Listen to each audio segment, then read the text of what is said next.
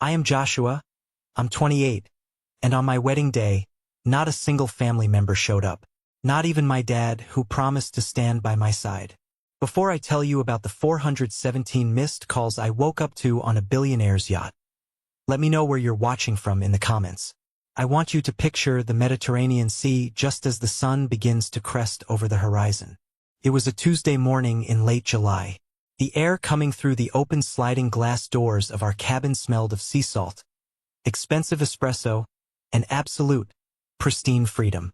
I woke up in a massive king-sized bed on a 180-foot motor yacht anchored off the breathtaking coast of Monaco.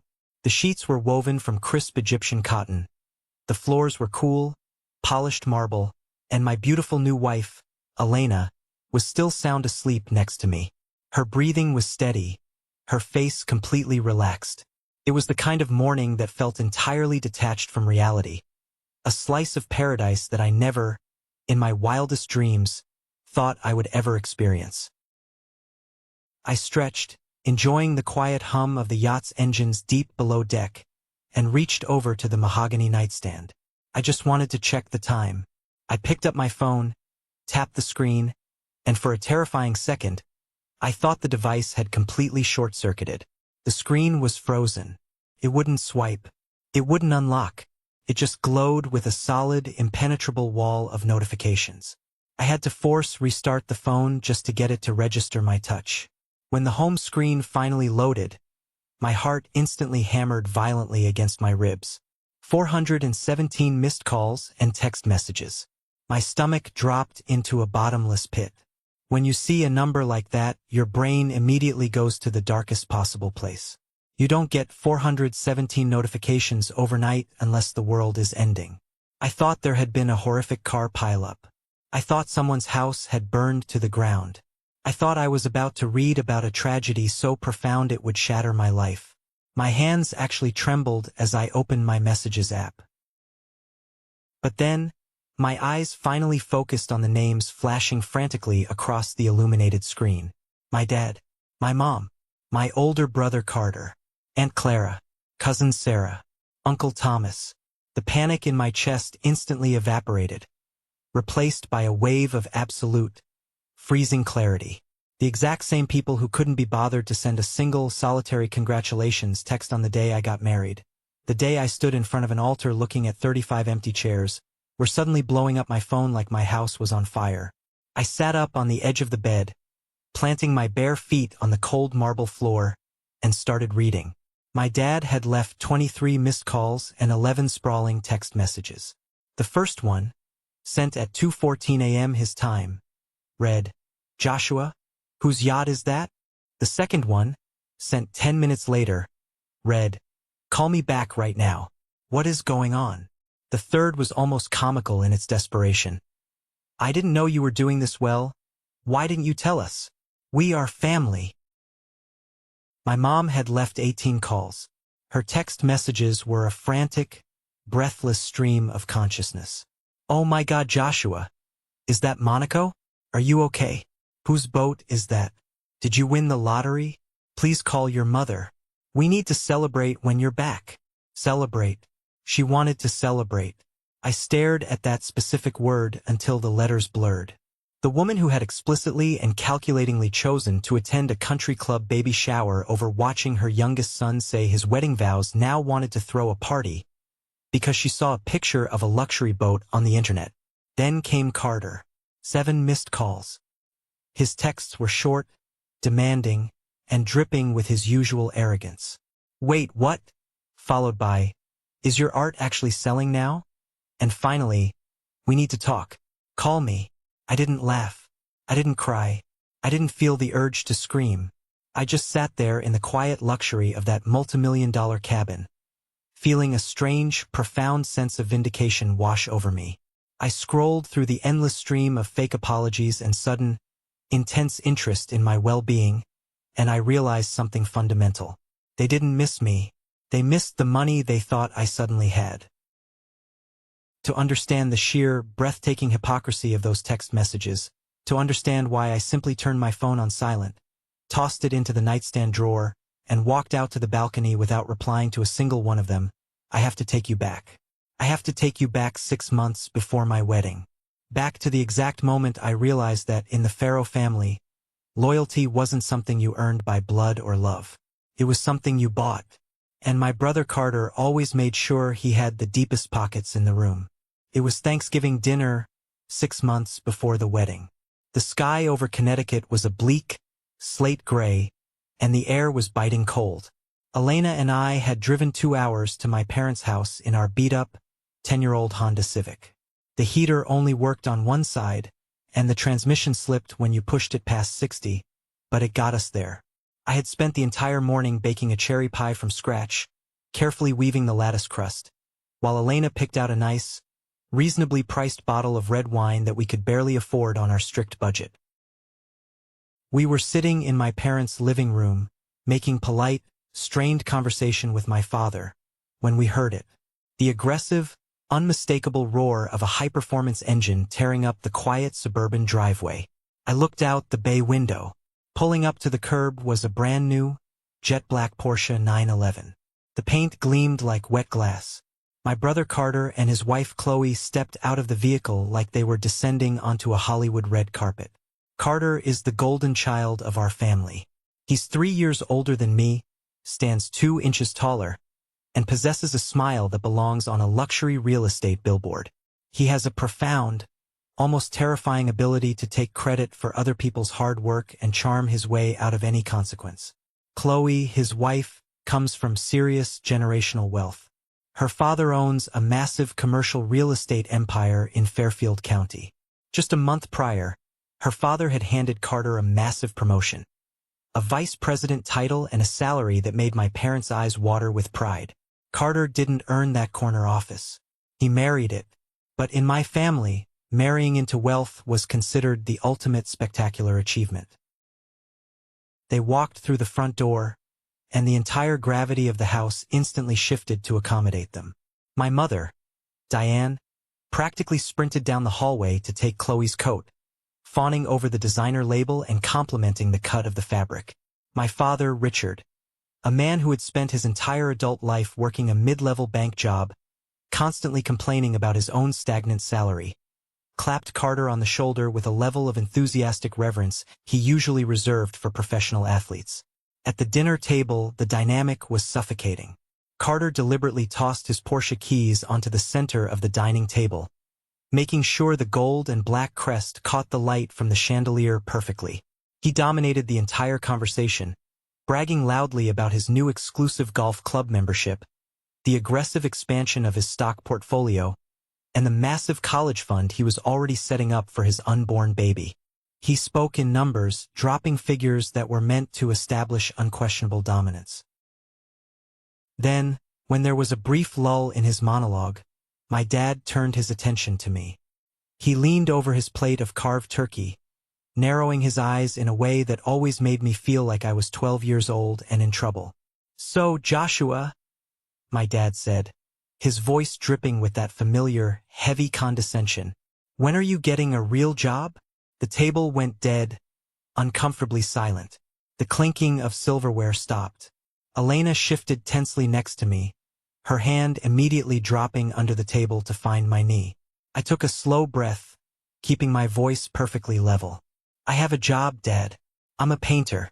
I just sold 2 large landscape pieces to a gallery downtown. Things are picking up." Carter snorted loudly, swirling his expensive glass of Cabernet. "Right? But painting doesn't pay a mortgage, little brother. You can't live in that drafty rented studio forever.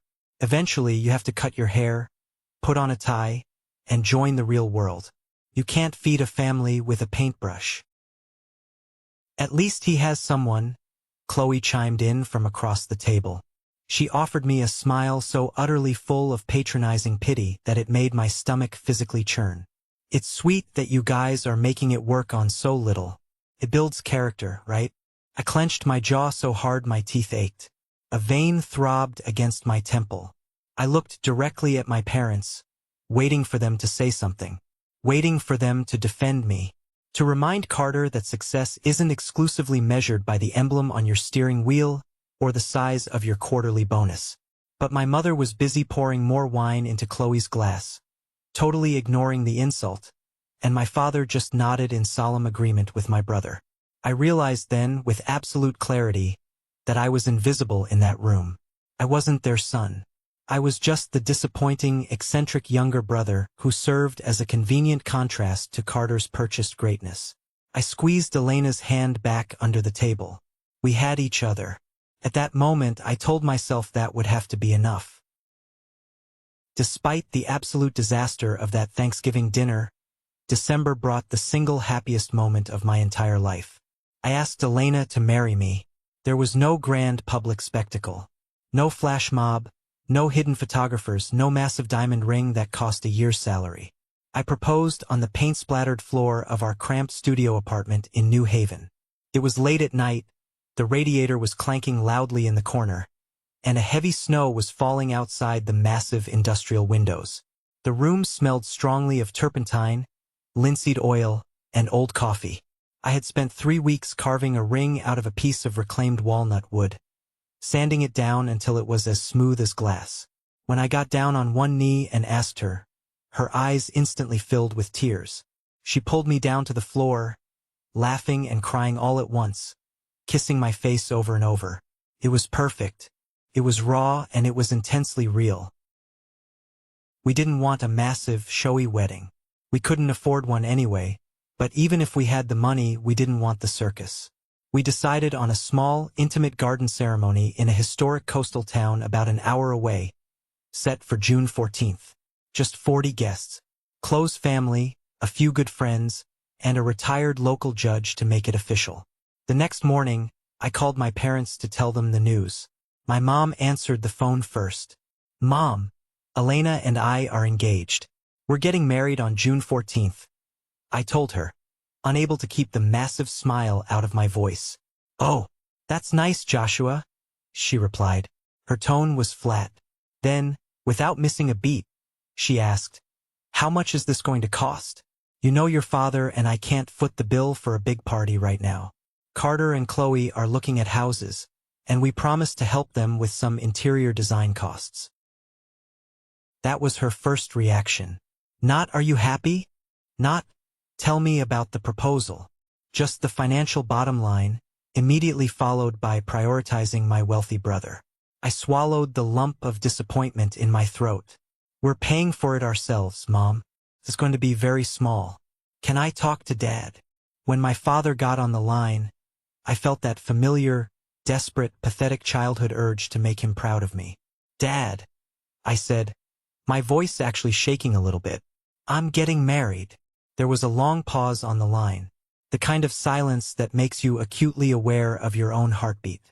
Then he cleared his throat. "Well, congratulations, son. I know it's small, Dad.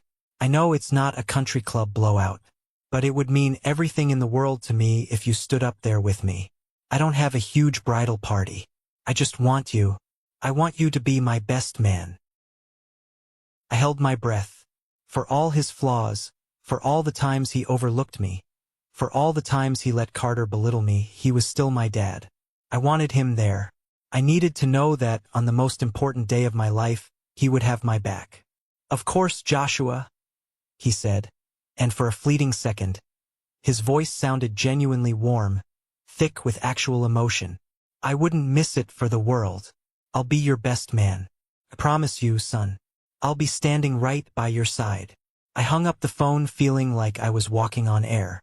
I ran over to Elena, picked her up, and spun her around the studio.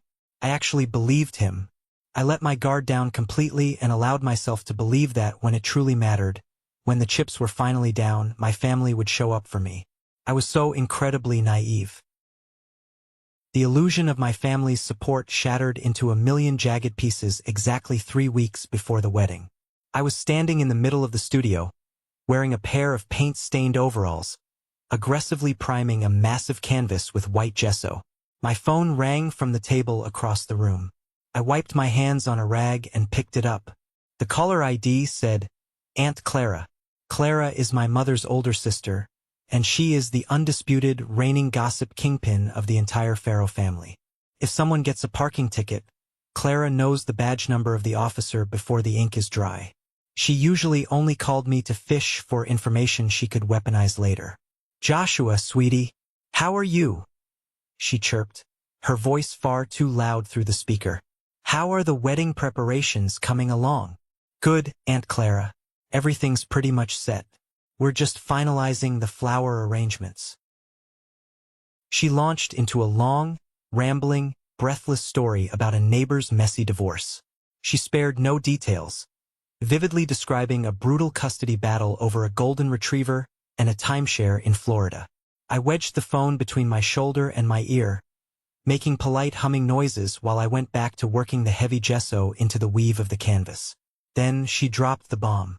She did it so casually, with such breezy indifference, you would have thought she was asking if I preferred paper or plastic at the grocery store. "So, tell me, sweetie, are you and Elena going to make an appearance at Carter's party before your ceremony? Or are you just skipping it entirely? I know it's a tight squeeze." I stopped painting. The brush hovered midair, a thick glob of white primer dripping silently onto the hardwood floor.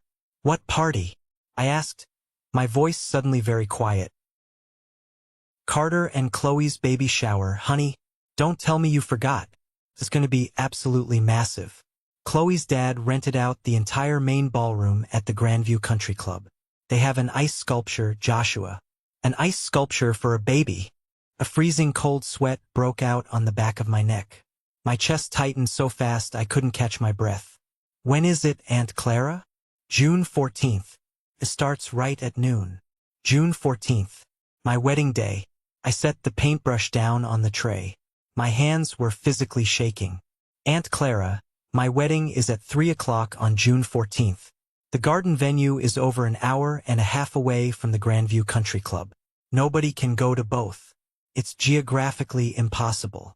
There was a dead, heavy, suffocating silence on the line. The kind of silence where the truth is suddenly glaring at both people. I could practically hear the gears grinding in Clara's head as she realized what she had just accidentally revealed. Oh, Joshua. I thought you knew," Carter said. "I thought you guys coordinated this." "Coordinated?" I spat out, the anger finally bubbling up like battery acid into my throat. "Carter has known my wedding date for 5 months.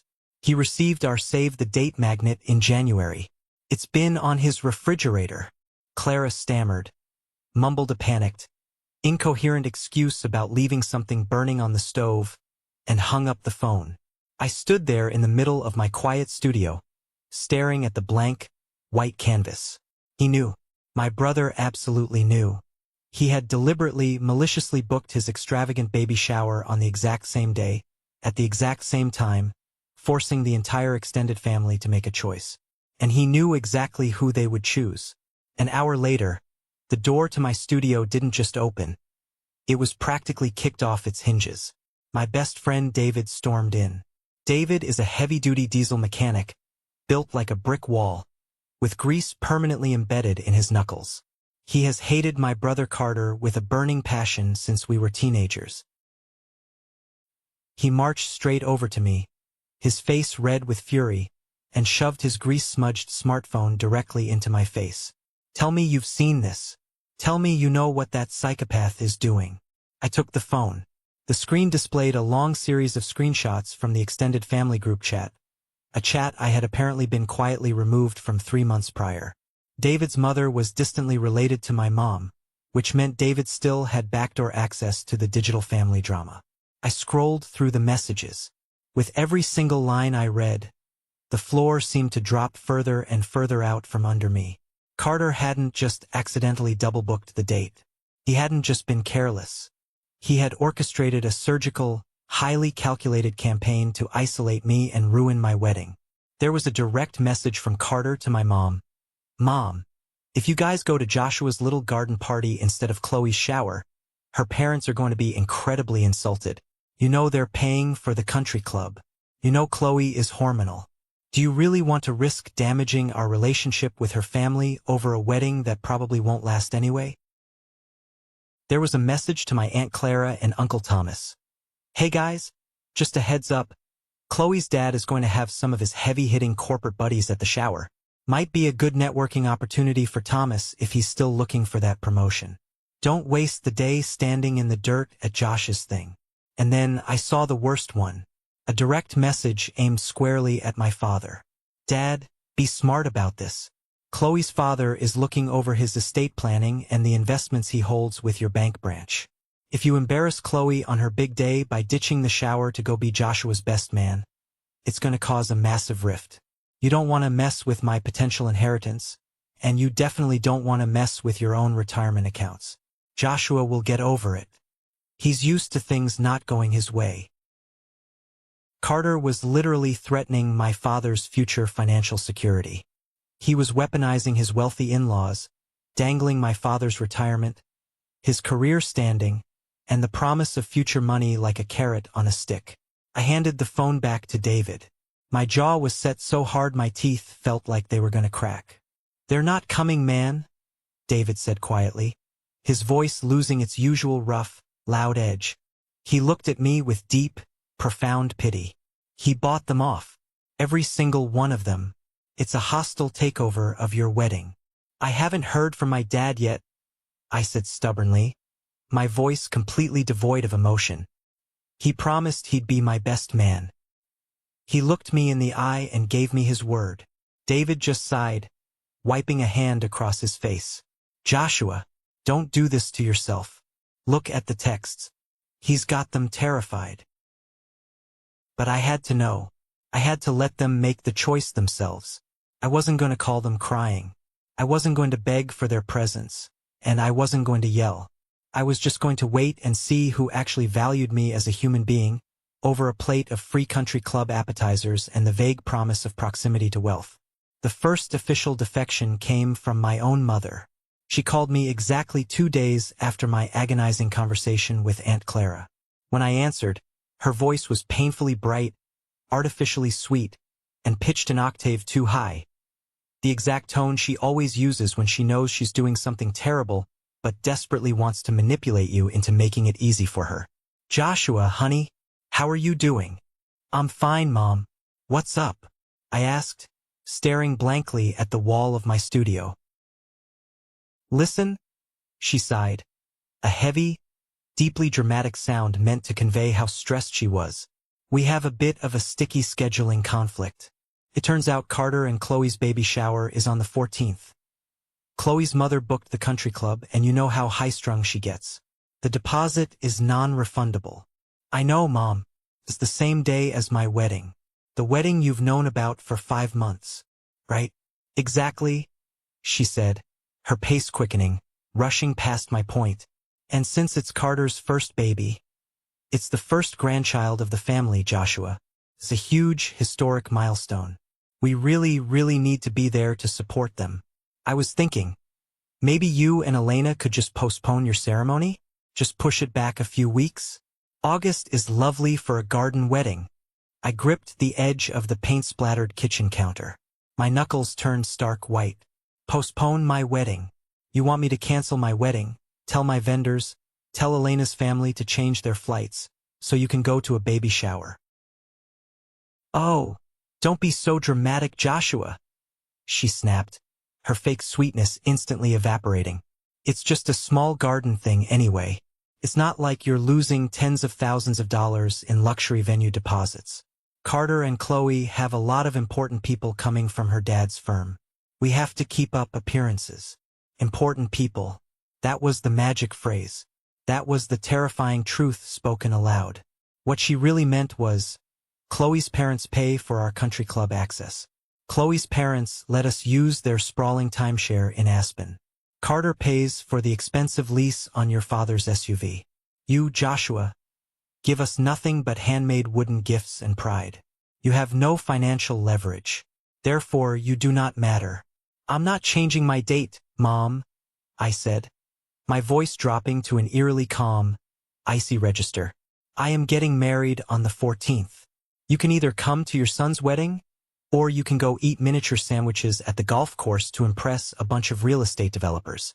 It's your choice." She gasped, highly offended that I had stripped away her polite excuses. "Joshua, how can you be so incredibly selfish? Your brother needs us. If you don't change the date, we can't come. Then don't come, I said, and I hung up the phone. I didn't yell. I didn't curse. I just pressed the red button and put the device down on the counter. The invisible credit card had swiped, the transaction was approved, and my mother had officially been bought. As the wedding day drew closer, the excuses from the rest of the family rolled in like clockwork. Aunts, uncles, second cousins. One by one, they sent me weak, transparent text messages. A sudden, mysterious stomach bug. An unexpected work emergency that required weekend travel.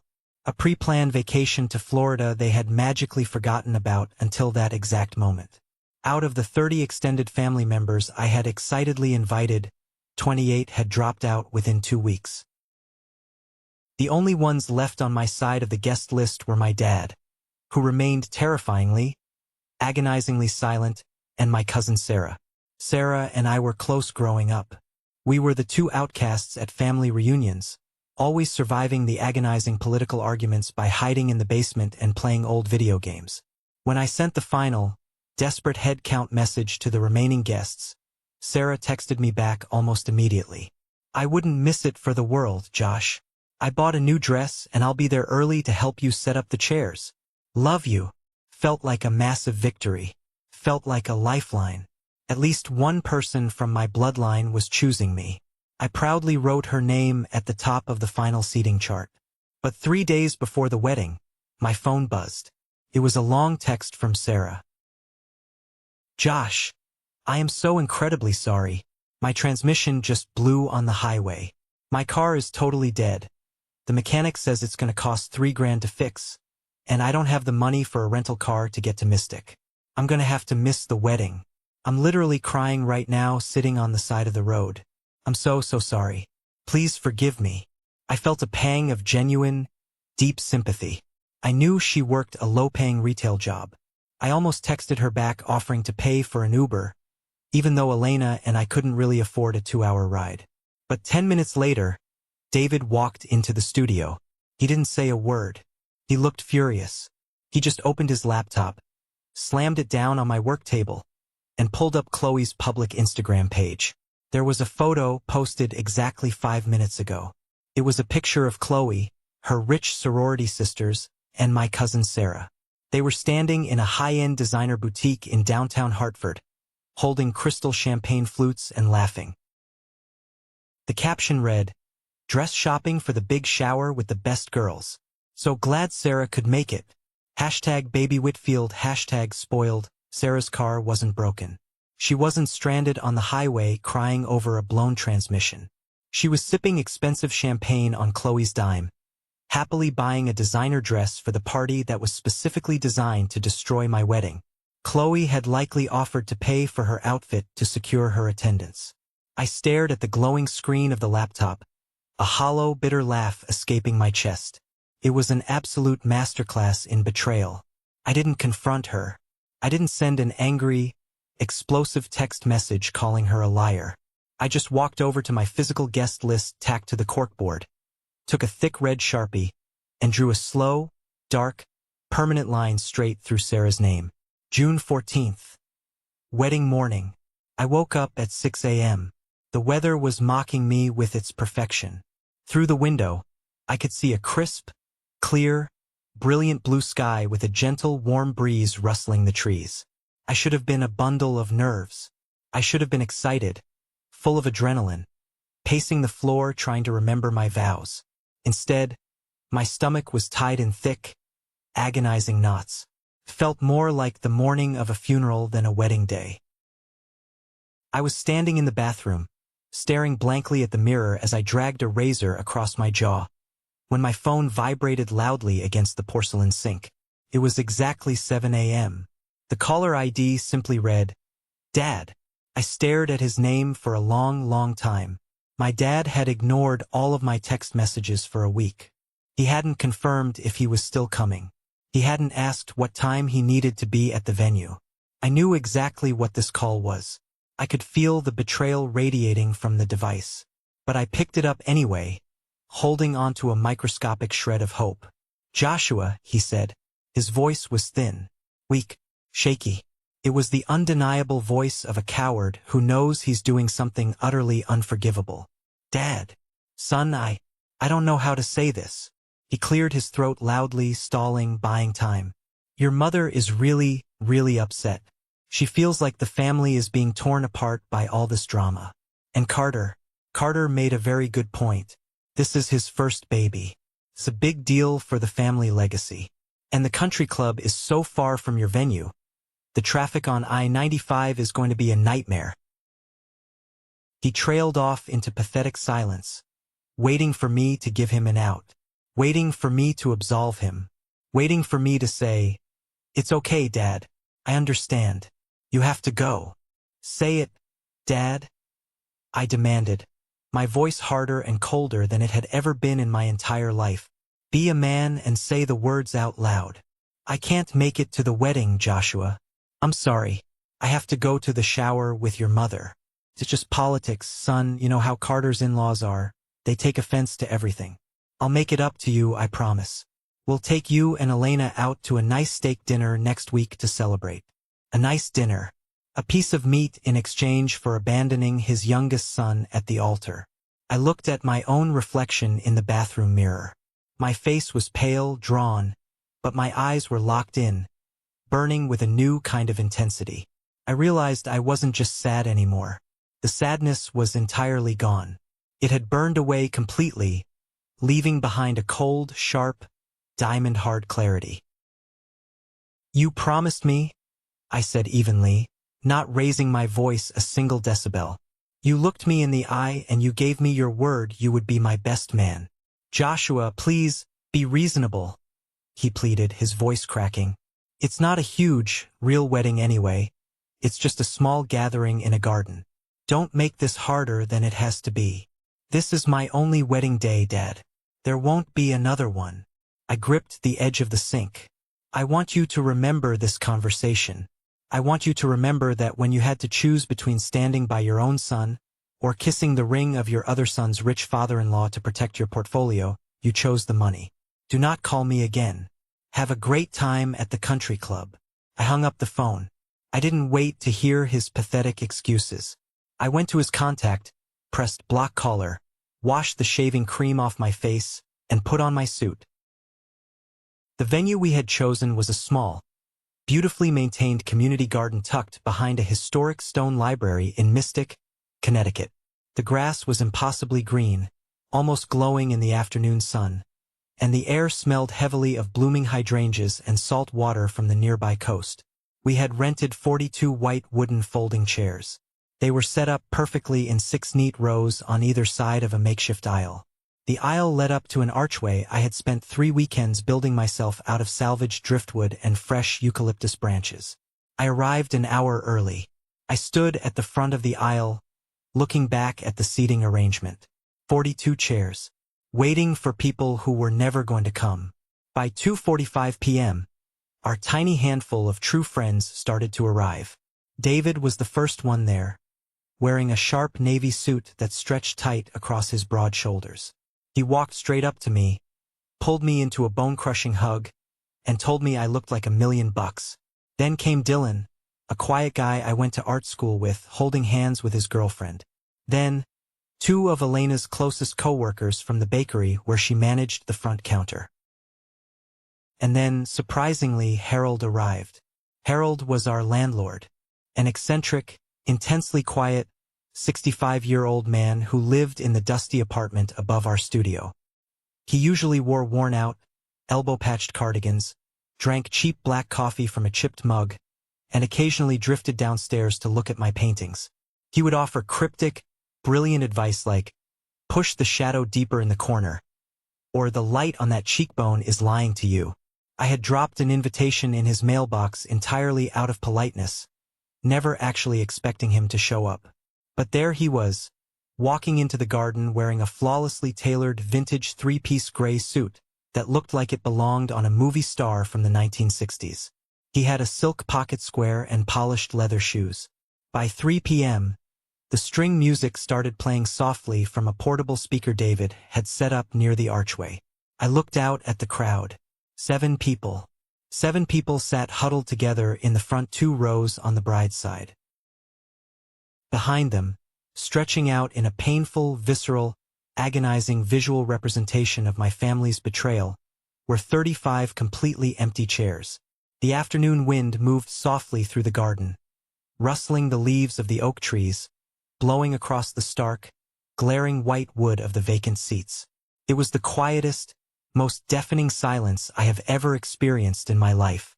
Every single empty chair was a message screaming at me. My mother, my father, my brother, my aunt, my uncle, my cousin Sarah. They all explicitly chose the country club. They all chose the money. The music shifted, the tempo slowing down to the bridal march. I pulled my eyes away from the rows of emptiness and looked toward the stone pathway at the back of the garden. Elena stepped out. She wore a simple vintage lace dress she had found at a thrift store and spent weeks altering herself by hand. She held a messy, beautiful bouquet of wildflowers we had picked the day before. The sunlight caught her hair, and she looked so breathtakingly, devastatingly beautiful that my chest physically ached. But she was walking alone.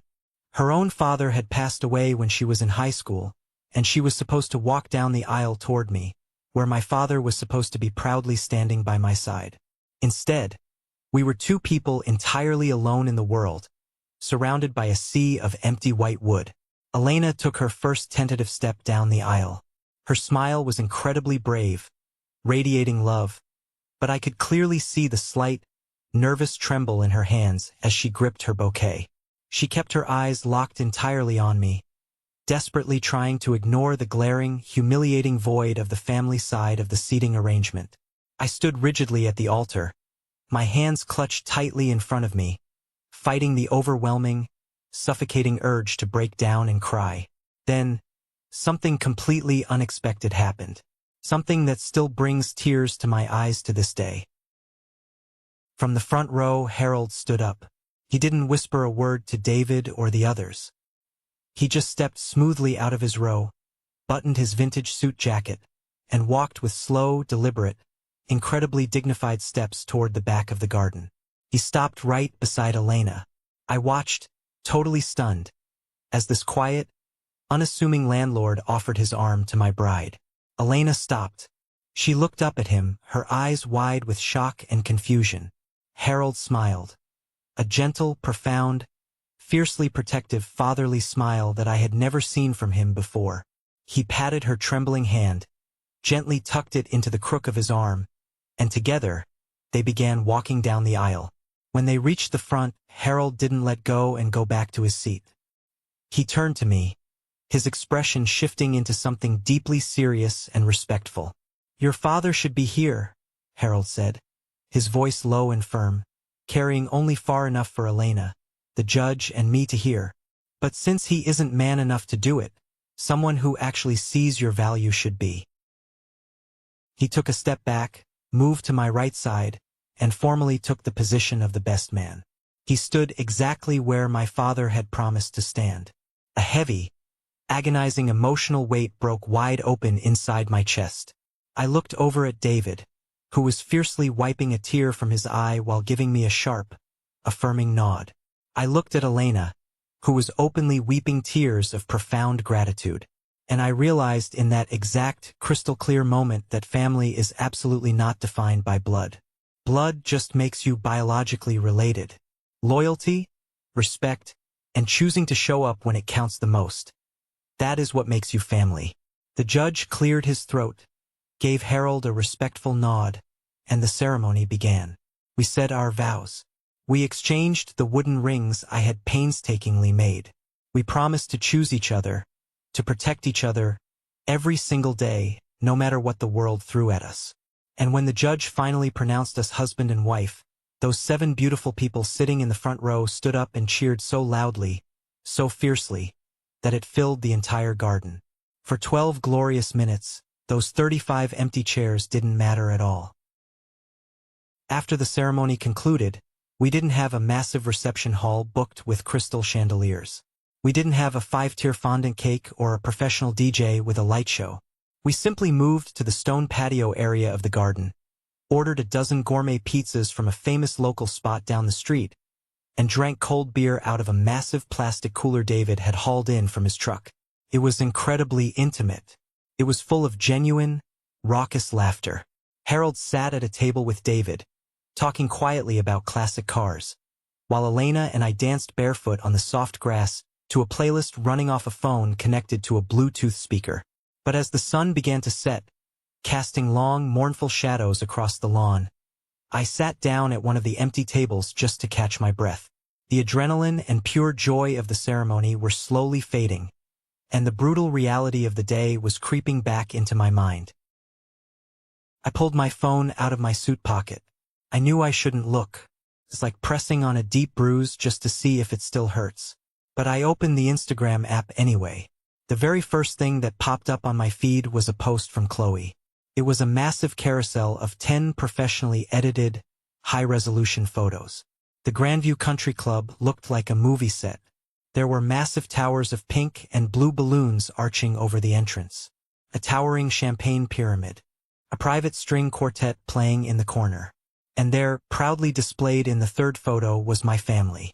My mother, holding a mimosa, head thrown back, laughing hysterically at something Chloe's wealthy, heavily Botoxed mother was saying.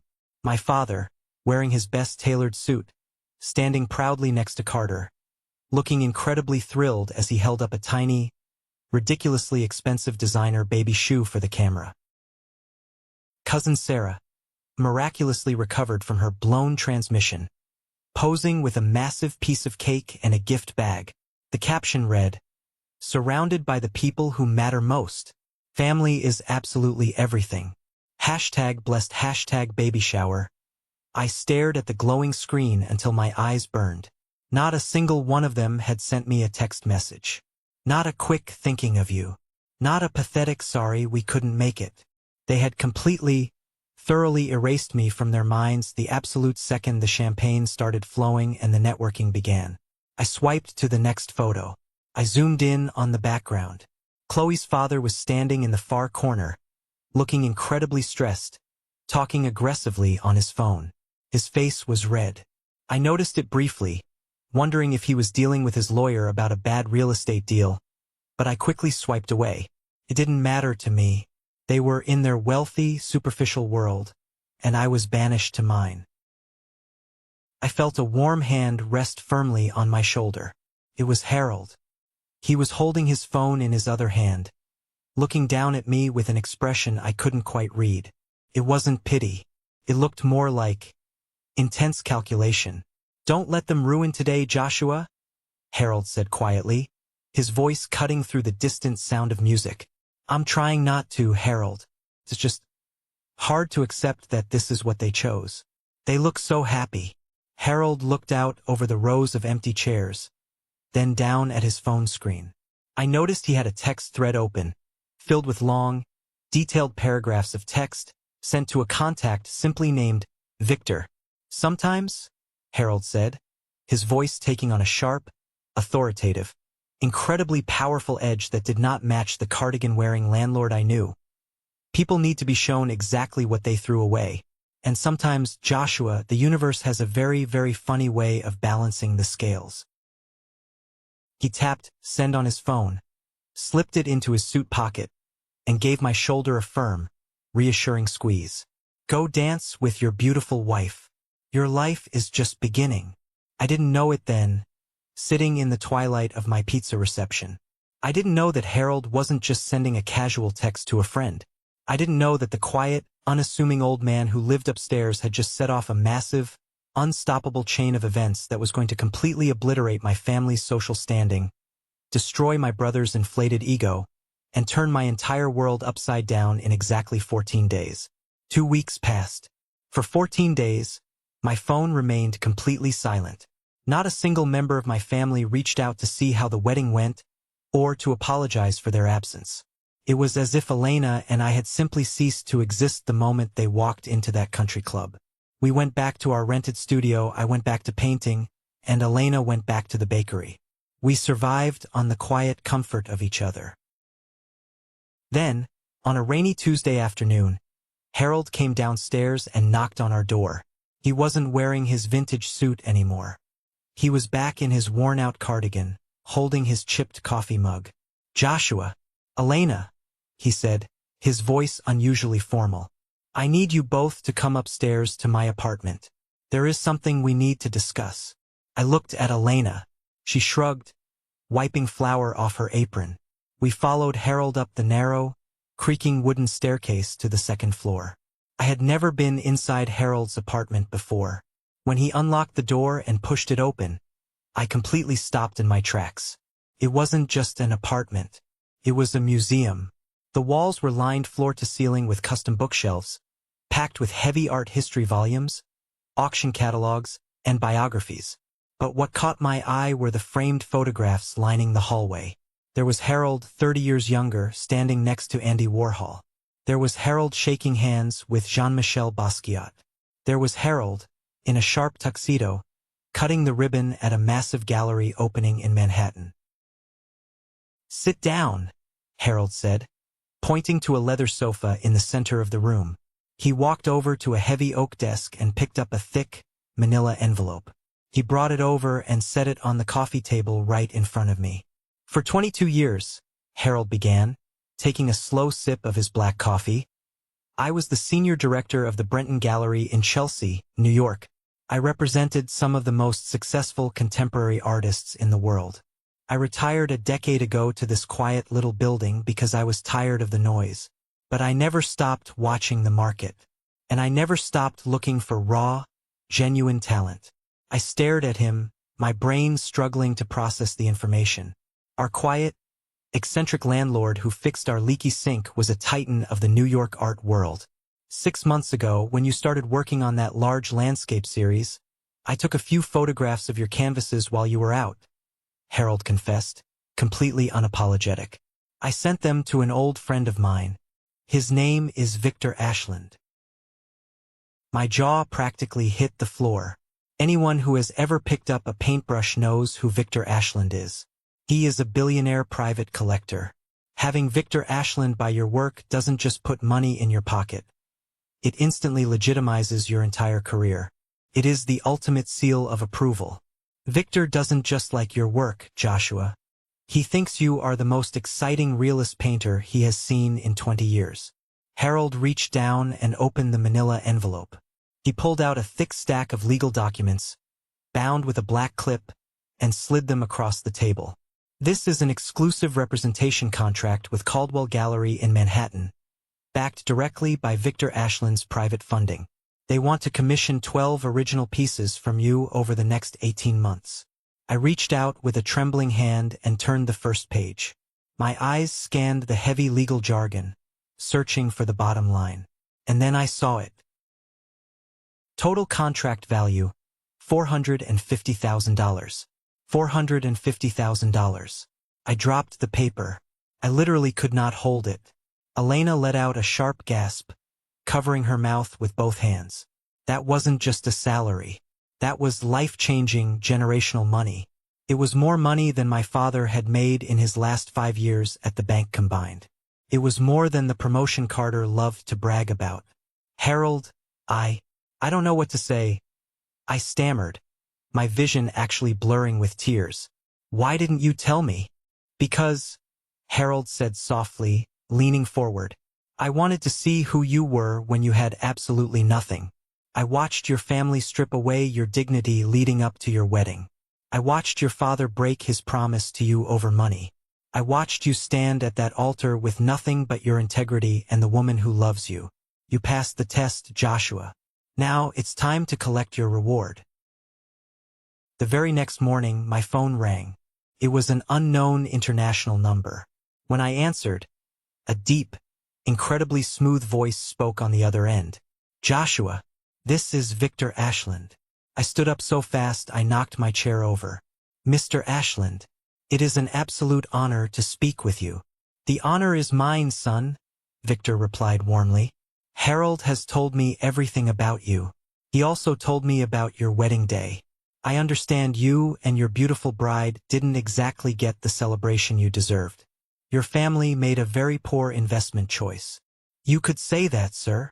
"Well, I like to correct bad investments," Victor said, and I could hear the smile in his voice. My private yacht, the Meridian, is currently anchored off the coast of Monaco.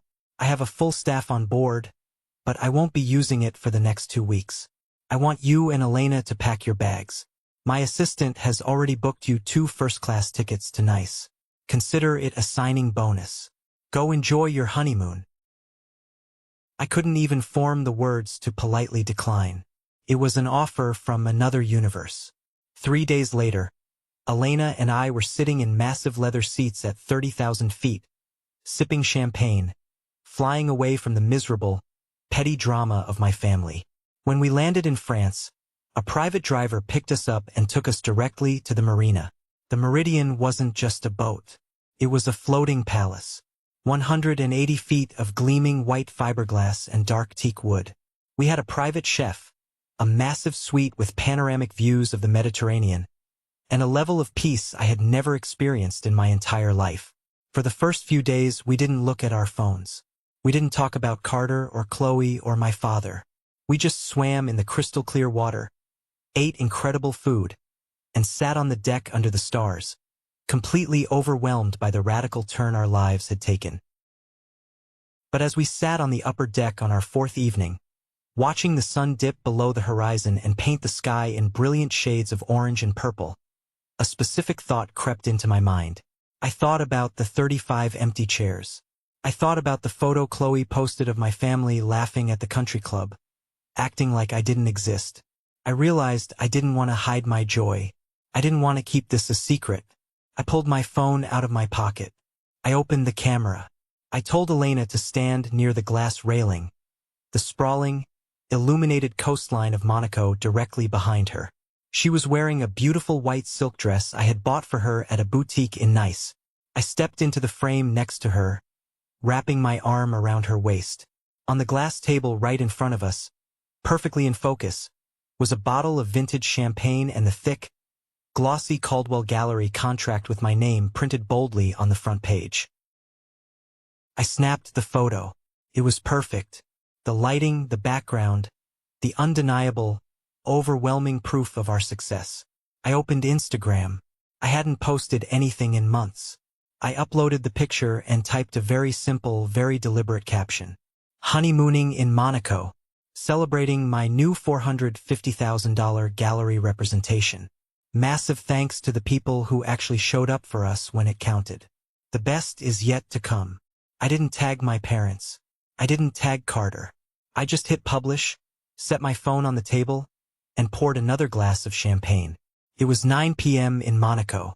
That meant it was mid-afternoon back in Connecticut. Prime scrolling time. I left my phone on the table and went to dinner with Elena. When we came back to the cabin a few hours later, I picked up the device. This is the moment that changes everything, the moment I finally took back control of my life. Thank you so much for your patience and for staying with me until now. You've been amazing. Please give this video a like and comment below to let me know you've made it this far.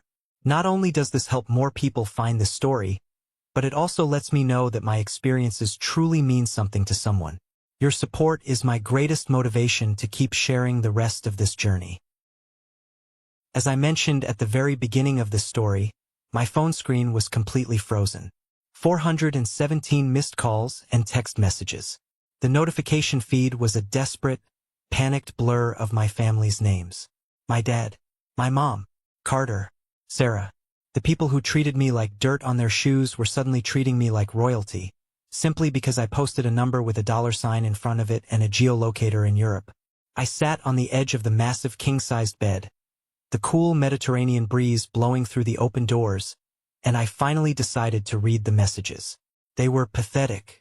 My father's text shifted from demanding to know whose boat I was on, to begging for a phone call, to claiming he always knew I had it in me. My mother's messages were a masterclass in gaslighting. Joshua, we are so incredibly proud of you. We knew you just needed time to find your footing. Please call us. We want to throw a massive dinner party for you and Elena when you get back to the States. Carter's texts were the most satisfying. The sheer panic in his words was palpable. His entire identity was built on being the richest, most successful person in the room. And suddenly, his little brother, the struggling artist he mocked at Thanksgiving, was sitting on a billionaire's yacht with a massive gallery contract. "Call me back," he demanded. "We need to talk about this gallery thing. Is it legitimate? Don't sign anything without letting my lawyer look at it." I took a deep breath. I didn't reply to them individually. I didn't want a conversation. I wanted to deliver a verdict. I opened the extended family group chat, the same chat David had shown me, the one they used to conspire against my wedding. I realized they must have quickly re-added my number in their panic to reach me. I typed out one single message. I didn't yell. I didn't curse. I just laid out the cold, undeniable facts. "I see you all saw my post. Yes, the contract is real. Yes, we are in Monaco on a private yacht. I find it absolutely fascinating that my phone has been dead silent for the last 16 days. But the second you see a luxury boat and a six-figure contract, I suddenly have a family again. Dad, you broke your promise to be my best man so you could protect your investments with Chloe's father. Mom, you told me to cancel my wedding for a baby shower.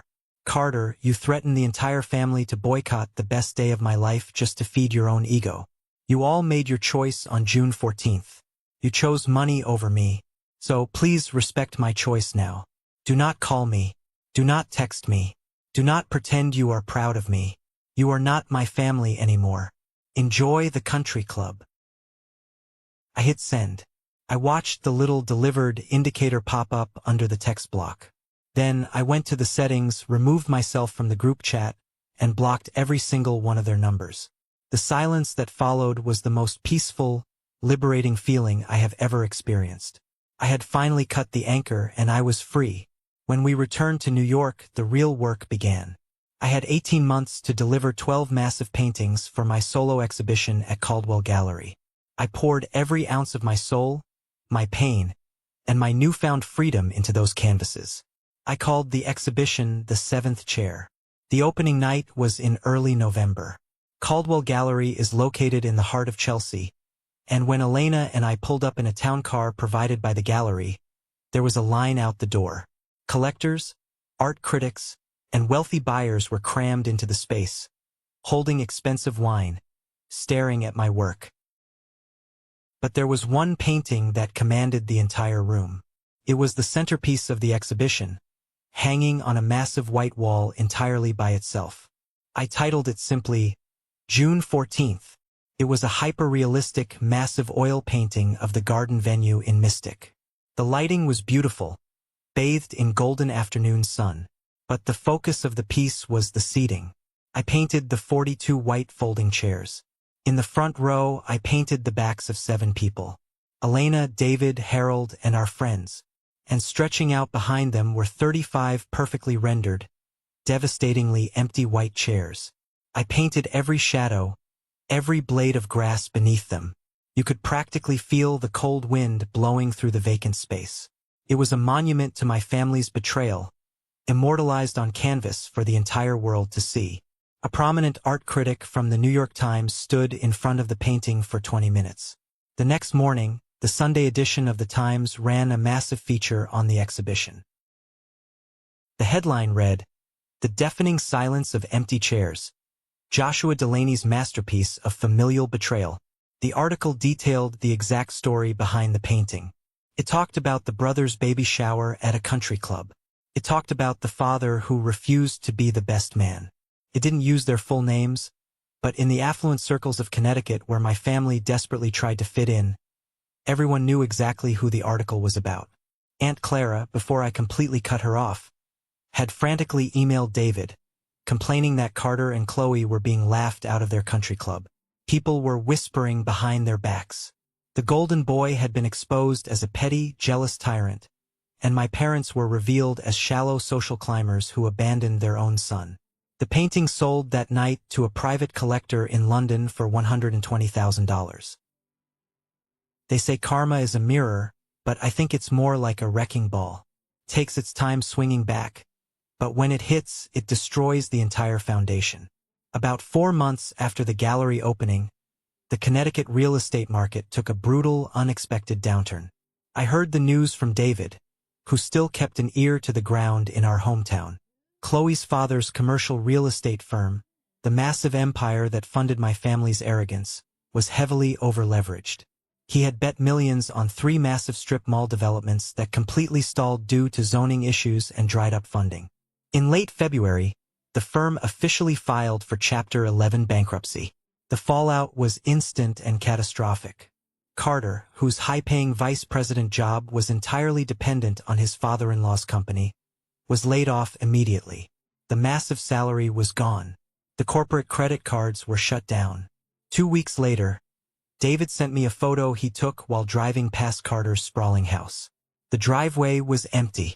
The jet-black Porsche 911 had been repossessed. The financial collapse didn't just hit Carter. It sent a shockwave directly into my parents' living room. Carter had been paying the expensive lease on my dad's SUV. Chloe had been letting my mom use her supplementary credit card for expensive salon trips and dinners out.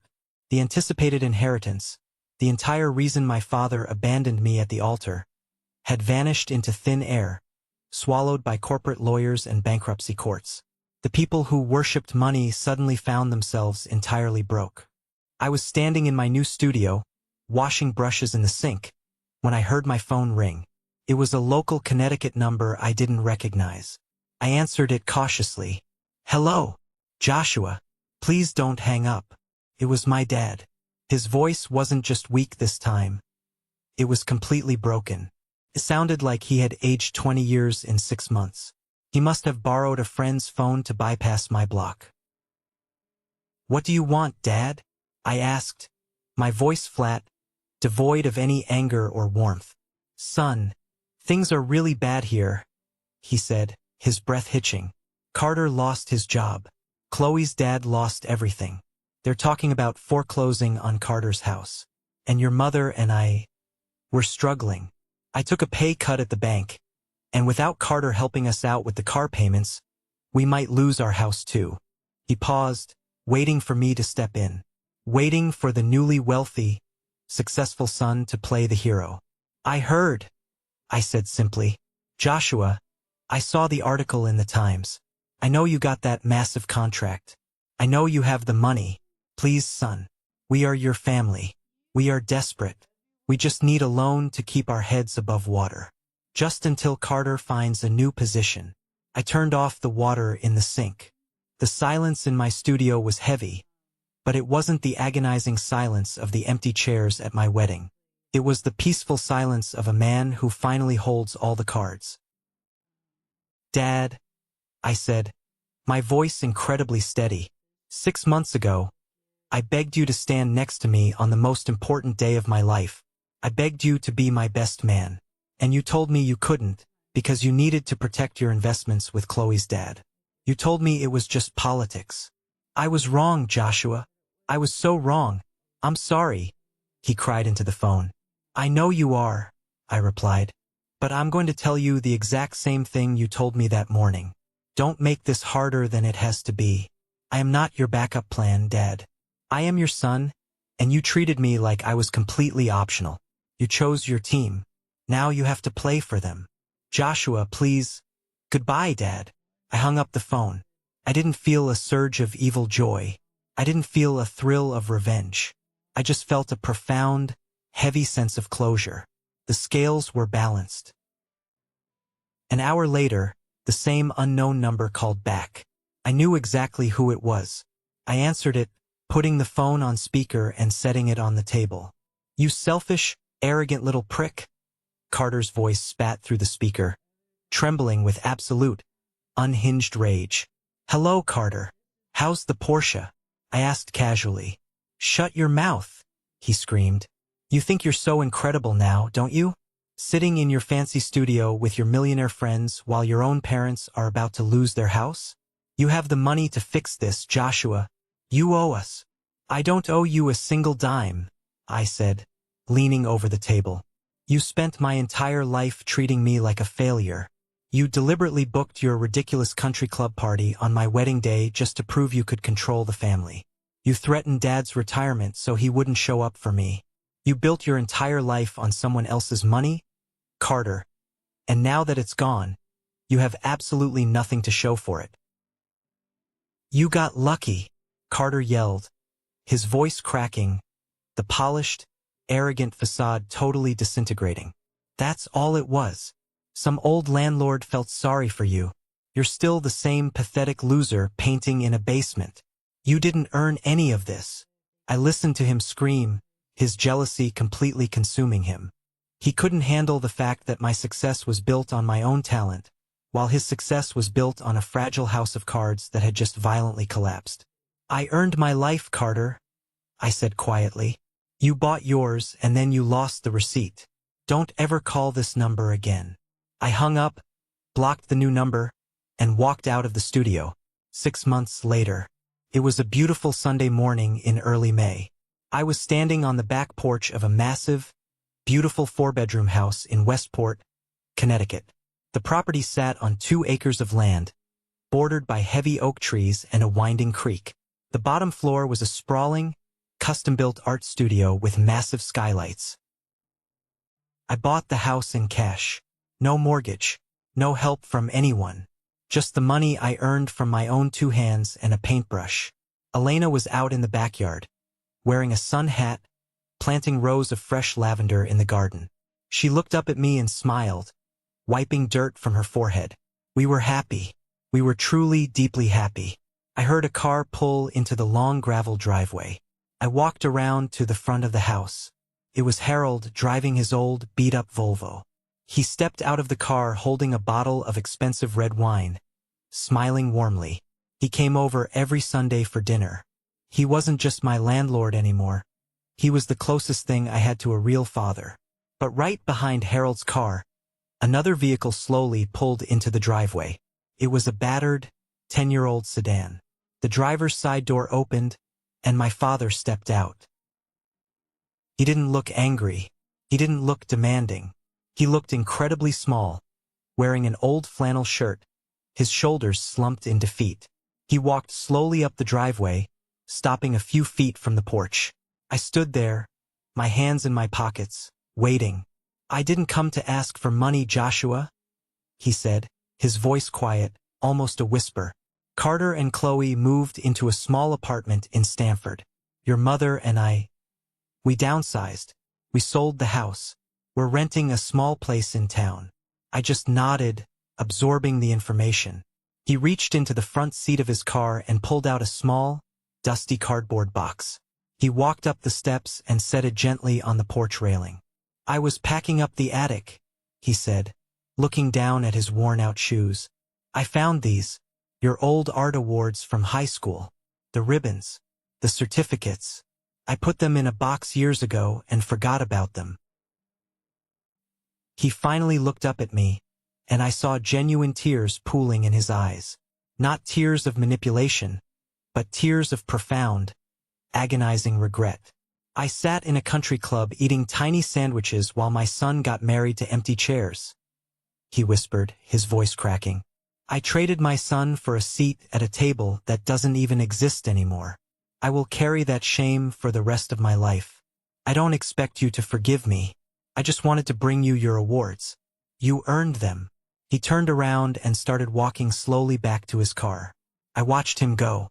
I felt a pang of sadness, a dull ache in my chest for the relationship we could have had, if he had just been a little braver. But I didn't stop him. I didn't call him back. Forgiveness isn't a switch you just flip.